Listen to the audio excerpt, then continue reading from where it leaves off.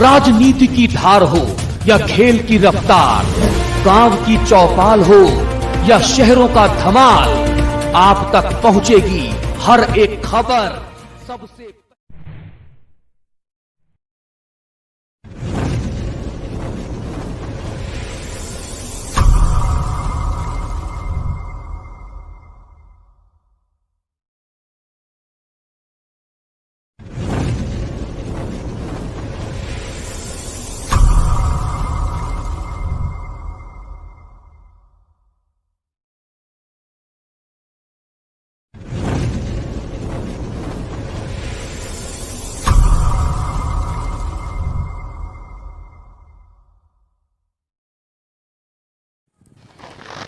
हरियाणा सरकार के जो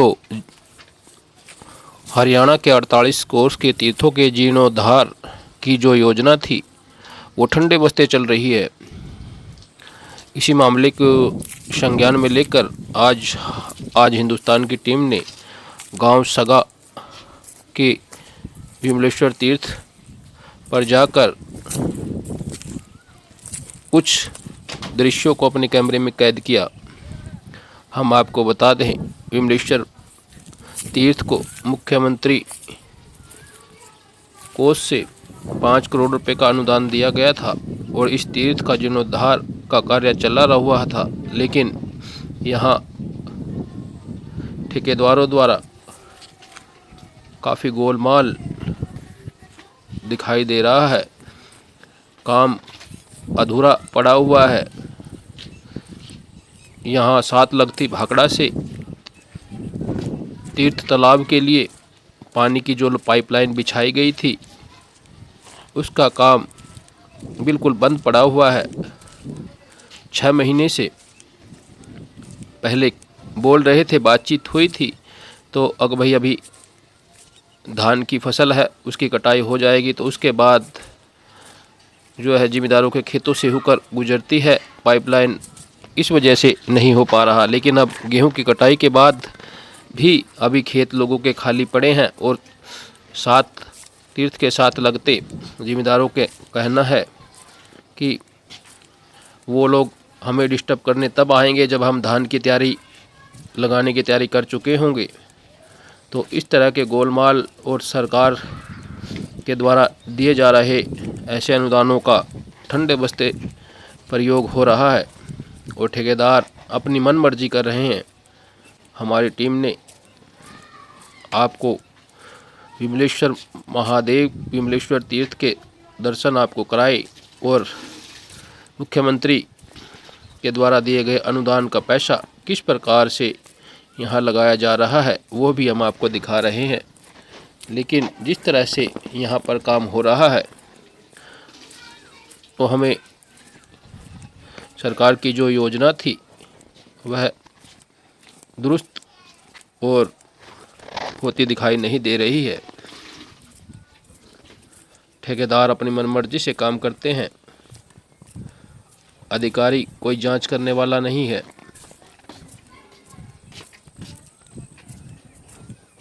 स्थानीय ग्रामीणों का सरकार से अनुरोध है कि शीघ्र ही यह पाइपलाइन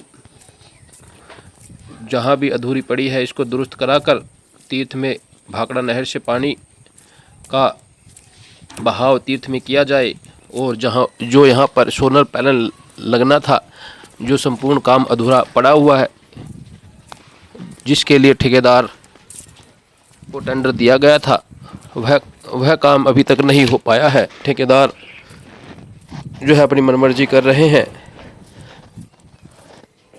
अधिकारियों द्वारा भी समय समय पर यहाँ पर निरीक्षण नहीं किया जा रहा है, जिसके चलते ठेकेदार अपनी मनमानी करने पर उतारू हैं।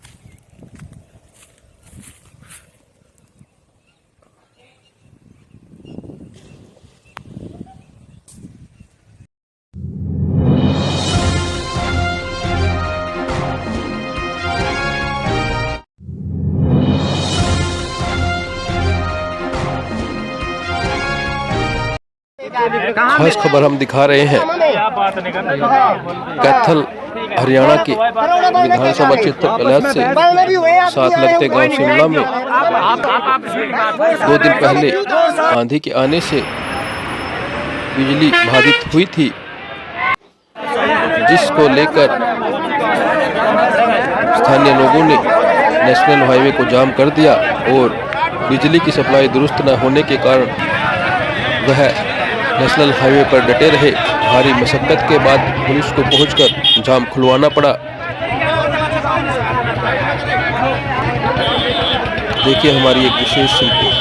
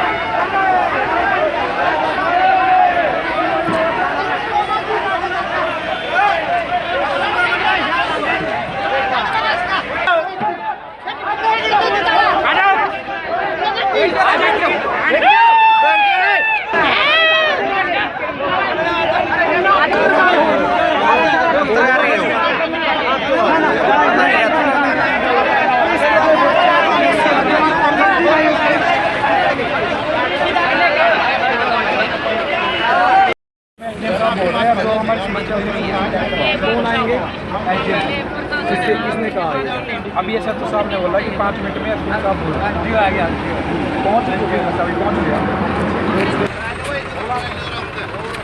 जैसे गाँव के वो भी यहाँ पर पहुँचे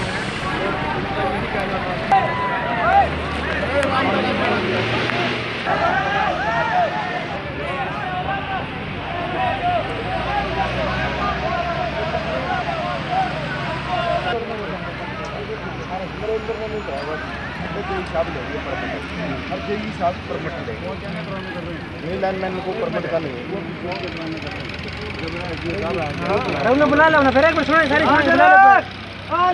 बुला लो ना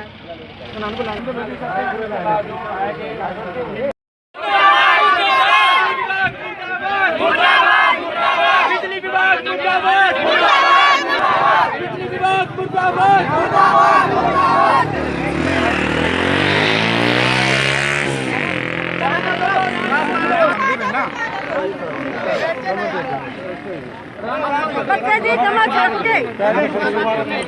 दोबारा की बात की जाए तो वो मौके पर है। फिलहाल लोगों की बात की जाए तो बिजली कटों को लेकर ये भारी दिक्कतों का सामना शिमला के लोगों को करना पड़ा। उसको लेकर आज यानी नेशनल हाईवे कलायत वहाँ पर पड़ाव हम अपने खर्चे पे पोल लेके आए, हमने अपने आप ही उसकी लाइन खींची है, ठीक है जी। कनेक्शन वगैरह सारा अपने आप बनाए हैं। अभी प्रॉब्लम क्या थी कि हमने मेन कनेक्शन ना क्या नाम है जो होता है ना ये अपना ट्रांसफार्मर उसमें ज्वाइंट करना था सर, ठीक है। उसके लिए हमने जो यहाँ का ना वो है ना लाइनमैन उससे कॉल किया, हमने कहा आप लाइन बंद करवा दो सिर्फ 10 मिनट के लिए, ताकि 3 दिनों से छोटे छोटे बच्चे सर आपका पता गर्मी का टाइम है।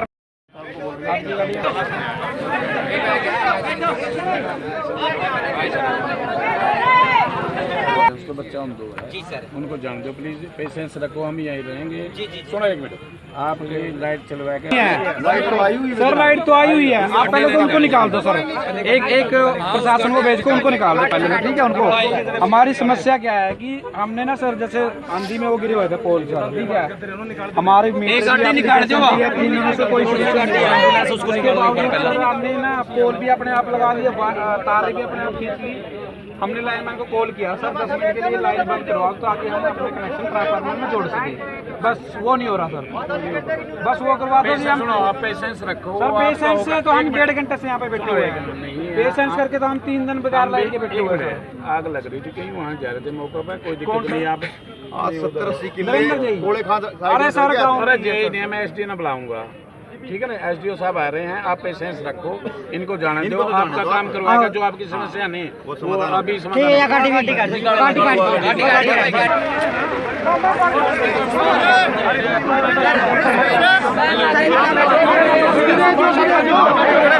तस्वीर